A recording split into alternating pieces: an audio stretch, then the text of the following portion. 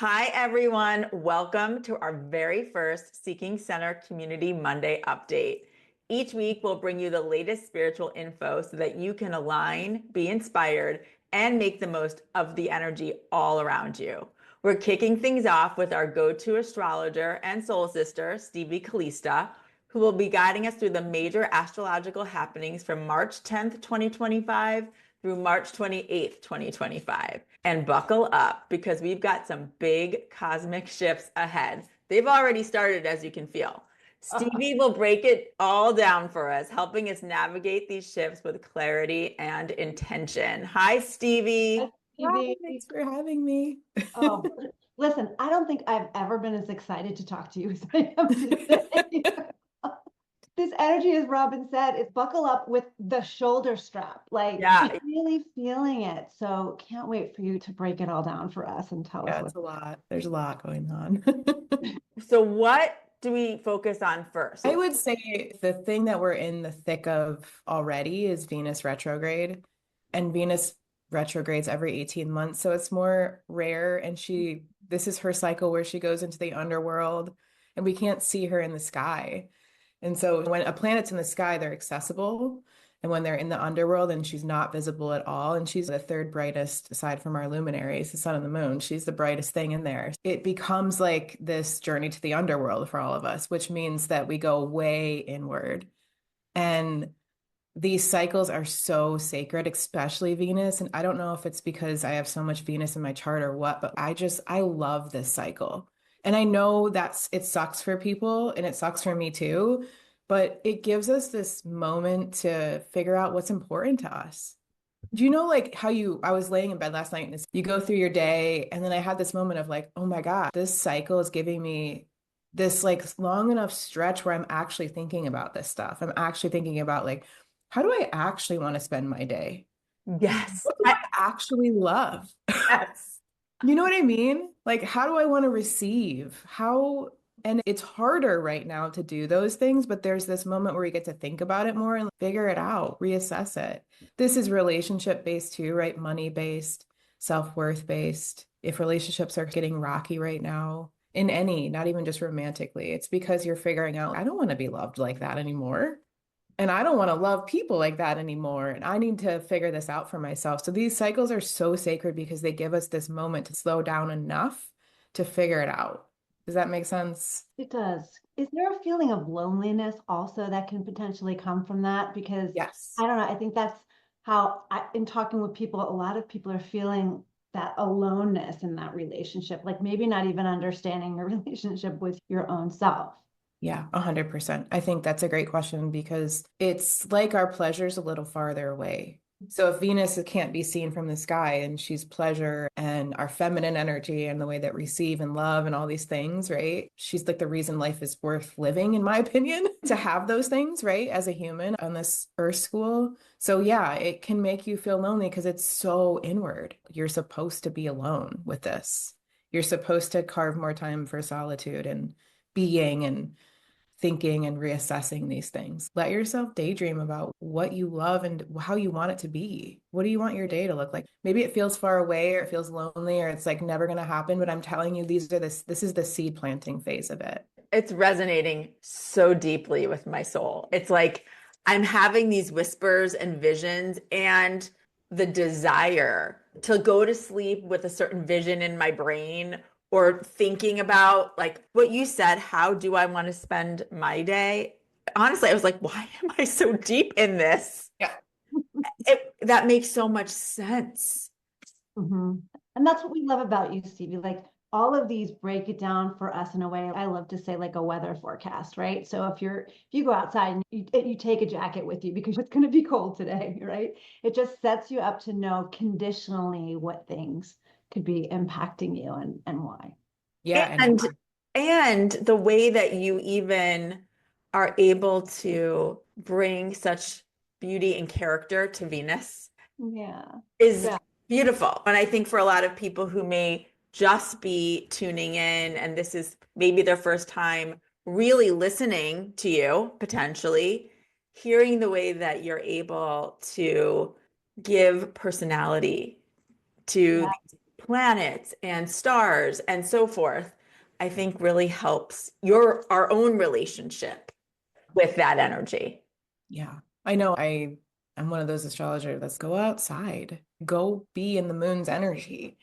Go get the sun's codes. Like they're us, we are them, but they're just like Mary Magdalene or Jesus. They're our guides and they have vibes. They have specific energy vibes that you can feel when you tune into them. And all you have to do is as simple as saying, "Hey, Venus, can you come into the room? Can I feel what you feel like?" Just ask that and see what happens. See what she feels like. And it's going to be a little different for everybody, right? Because the way that your soul blueprint is, she shows up differently for everybody, but she still has this specific feminine energy about her.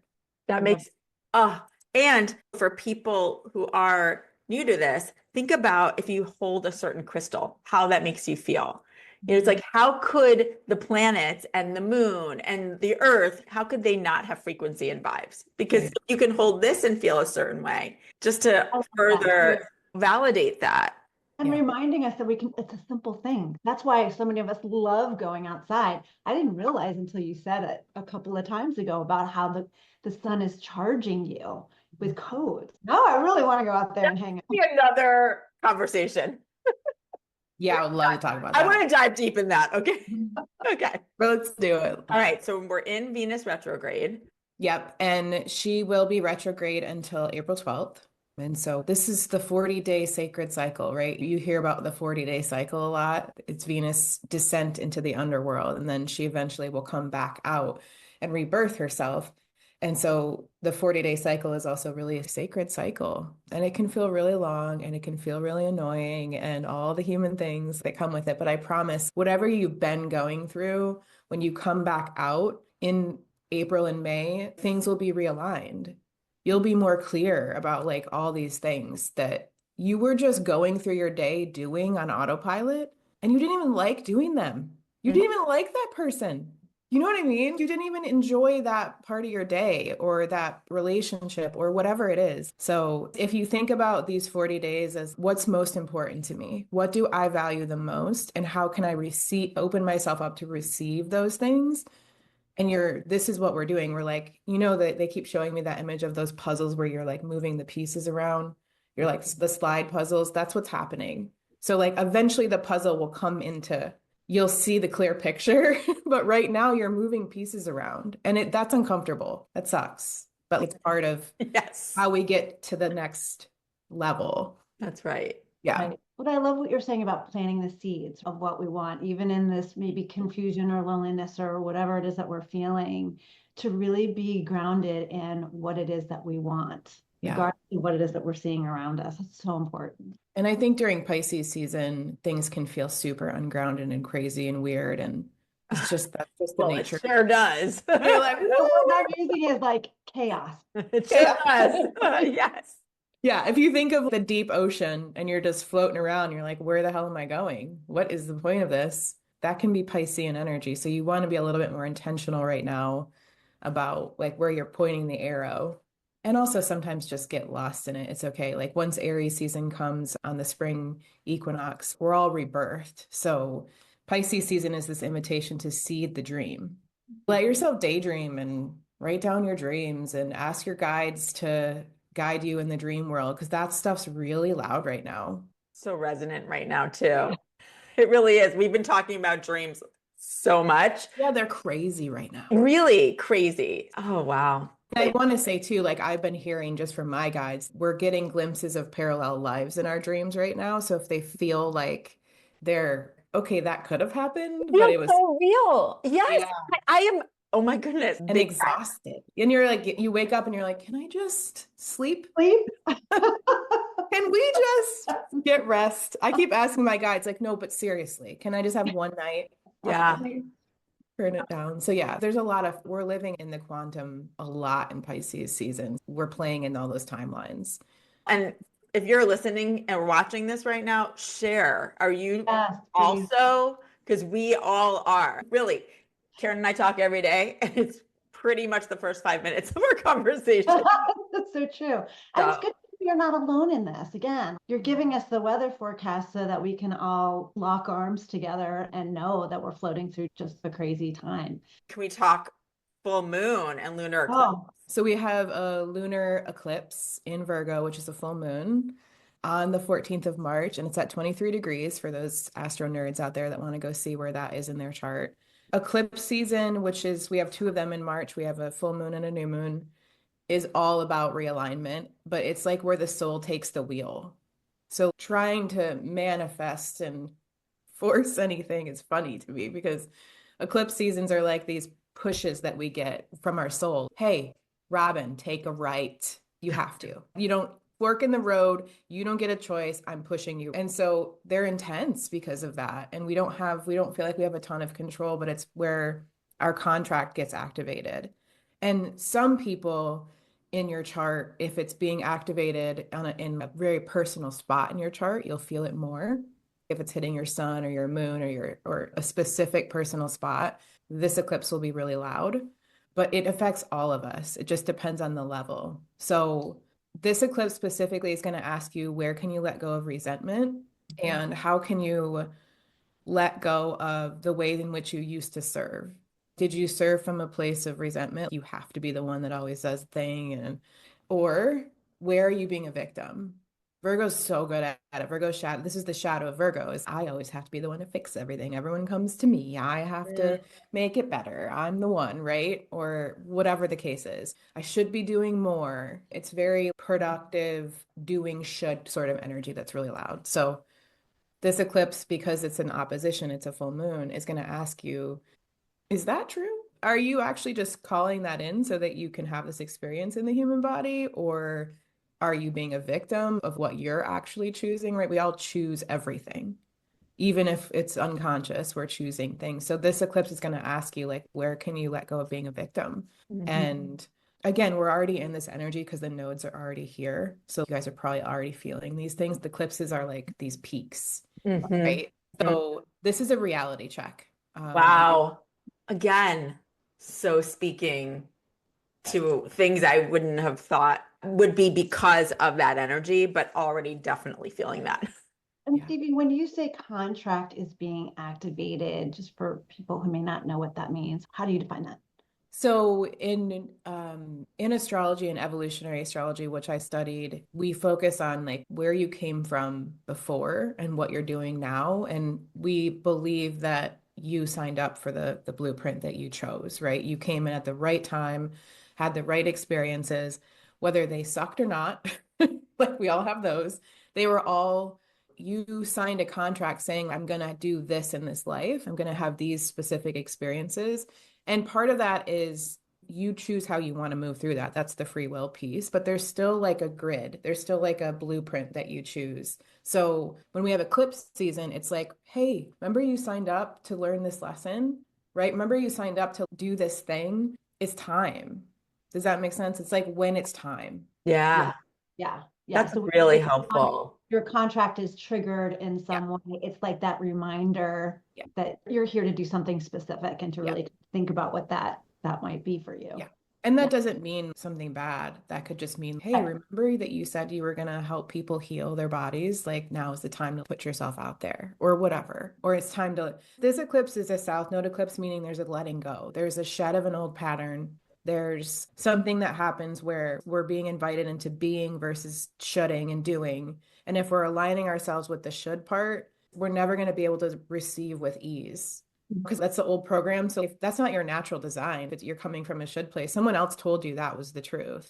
That's So right. this eclipse is going to be like, hey, are you sure? Are you Well, and sure? what can people do to make the most out of it? I would say just watch your old patterns, watch where you're shutting yourself, take a moment, pause and say, maybe that's not actually true. Maybe I need to do something else for a minute. Because if you should yourself, you're telling the universe that's what you have to keep doing over and over again. You're not going to receive with ease because it's a should, not I get to, not I'm grateful for this or anything like that. So, I mean, with eclipses, you don't really need to do anything. You just need to watch and observe. And definitely watch where you feel like you have resentment and watch where you feel like you're being a victim and just ask yourself, is that true? Did I choose part of that? You know what I mean? Because we all chose it even at a very high level, Yeah. but we choose every day, right? With how Yeah. we respond to things. So this is a moment where you can actually do a big shed. Are full moons and lunar eclipses a good time to burn shit? Can I Yeah, write a list and burn it just for that sure. You almost can always tangible do that. feeling? Absolutely. We have a few minutes left. Let's talk about Mercury retrograde. Yeah. So the really interesting thing about Mercury retrograde is it's retrograde from the 15th of March until April 7th. So it overlaps Venus. This is rare, you guys. Mercury goes retrograde 3 to 4 times a year. Every few months it happens. It's a little bit more common like Venus or Mars, right? And how fascinating in 2025 we had Mars. Now he's finally moving forward. He's still in his zone though. And then we have Venus and then we have Mercury. So like the first part of this year, and we talked about this before, is it's slower, it's more internal. Mercury asks you to do the same thing, go inward. He slows down enough to say, are you sure? Let's make sure that maybe, are you sure you want to move? Are you sure that's the right job? Are you sure this is the plan? And he asks you to go back and cross your T's and dot your I's. During that time, there can be miscommunication. Your schedule can get wonky. Technology can go funny because he's the planet that makes these things move smoothly. And when he slows down, we get this sacred moment of pause. Mercury is the mind and how we communicate and learn. So go back to a course you bought, go back to a book you had. It's a time to go back and review. The interesting thing about this, though, is that Mercury and Venus are in the same spot in your life. So they're the same spot in the sky, Wow. very close together. And so there's one area of your life that is incredibly loud right now. Okay, so maybe that's your home life, maybe that's work, maybe that's your relationships. It's extra lit up. And this is where Pisces and Aries is in your chart. Like this part of your chart is so loud. And I find it so fascinating that we're playing in the Pisces Aries archetypes because Pisces is the last sign where we go back to source, where we go back to oneness. And Aries is the birth into the human and the birth into the new. And we're like playing along this line of, oh, let's start. Are you sure? Are you sure? Go back. Are you in alignment energetically? Oh, no, you are. Okay, now you are. Now let's start again. So what we're doing is we're getting extra time to get our energy aligned with what we want and what we need. And specifically in one area, even bigger in your life. Yeah. For each of us, that's different. Yes. Yep. And the where that happens in your chart is going to be different for everybody. Yeah.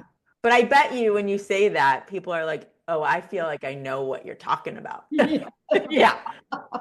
I agree. And it's taking that time and doing that listening that we never do. And I think that we'll be supported if we do that too, which is really helpful because sometimes that fear of going inward for all of us, I think, is there. But knowing that we'll be supported as we do that and that the insights that we can really get are those seeds that we're going to plant moving forward. So, yeah, sacred pause, time to listen, less doing, more being. Your intuition is louder right now. Things are shifting for the right reasons, especially if you go into, okay, this is happening for me, not to me. You can change the whole thing. Just believing that piece. yeah. And I love the spotlight on the shoulds. Yeah. Really resonates. Yeah, they're so loud, aren't they? Sure are. Gosh. Stevie, thank you so much for giving us this forecast that we very much needed. As Karen was saying, it is like a weather forecast. We do need this. And thank you for being the translator and interpreter for all of us. We're so appreciative. My pleasure. Thank you. And much more to come from Stevie. And really, let us know how these energies are impacting you. Comment, share, post. We want to know. We're in this together. That's what the community's for. That's what this is for. So that's why we're introducing it to you. And then let's support one another. Yeah. Thank you.